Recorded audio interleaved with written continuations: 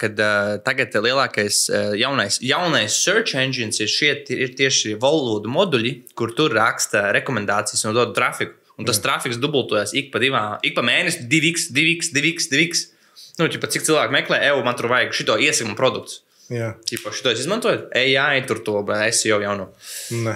Bet redzot statistiku Google'am, tur pēc ChatGPT ienākšanas, vai nezinu, cik līdz viņš kļuva populārs un cik cilvēki lieto, Google pieprasījumi tur tā, viņi nokrita pavisam nedaudz.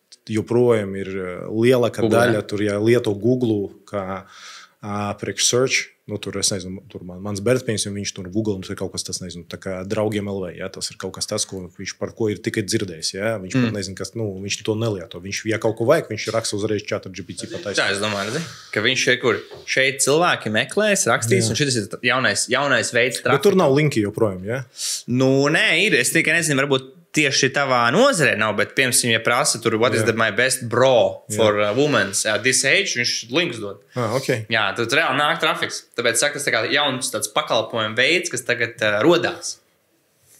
Un vēl arī ir interesanti tas, es nezinu, vai jūs izmantojat, tu esi noteikti šos deep language, visus tos AI avatarus, un taisīt, kur Evolution Gamingā visus aizvietot, visus aģents ar, kaut gan varbūt vēl nav, bet drīz būs AI. Tas viss ļoti vienkārši, ja tu esi privāts uzņēmums. Tiklīdz tu esi publisks Londonas biržā kotēts uzņēmums, tu neko vispār savu ikdienu nedrīkst izmantot. Ne Midjourney, ne ChatGPT, neko.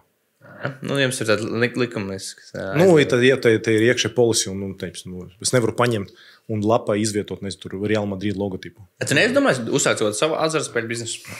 100 biju domājis. Jā, jā, katru dienu tas bizness kļūst tik liels un interesants, kas šeit uzņēmumā vairāk mani motivē palikt. Bet jā, tas, protams, pēc kaut kādā 2021. Gadā varbūt, jā, protams, tas domas nāk līdzi katru dienu, jā.